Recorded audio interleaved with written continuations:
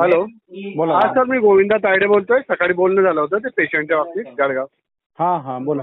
हा सर, काही पैसे वगैरे काही घेतले नाही त्यांनी. हम्म. हा, मी साहेबांचं नाव सांगितलं होतं, ते साहेबांशी बोलणं झालं होतं तेव्हा. बोला सरांशी बोला, 1 मिनिट थांबा. हा. बोलून घ्या. हॅलो. हा सर, नमस्कार. मी तायडे बोलतोय. हा बोला ते बोला. सकाळी तर मी ते डॉक्टरांशी बोललो होतो. तुमचं नाव सांगितलं होतं साहेबांचं.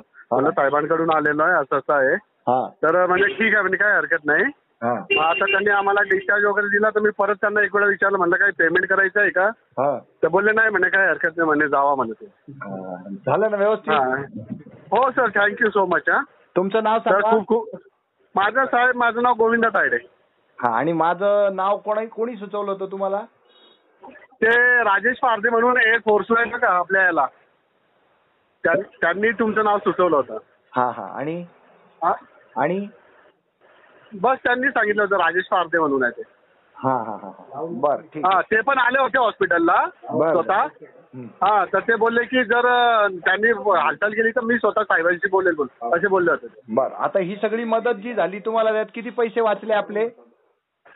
आपलं काहीतरी 70,000 पर्यंत वाचलेलं आहे काहीतरी.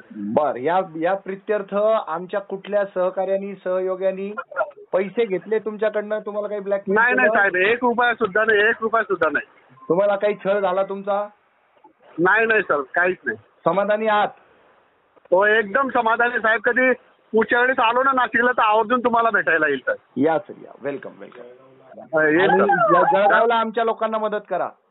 नक्की साहेब, नक्की सांगा कधी पण. आणि आमचे लोक हे काम करत असताना पैसे खात असतील तर त्यांना फाशी द्या. हो. चालेल सर. धन्यवाद सर. थँक्यू. हा. ओके.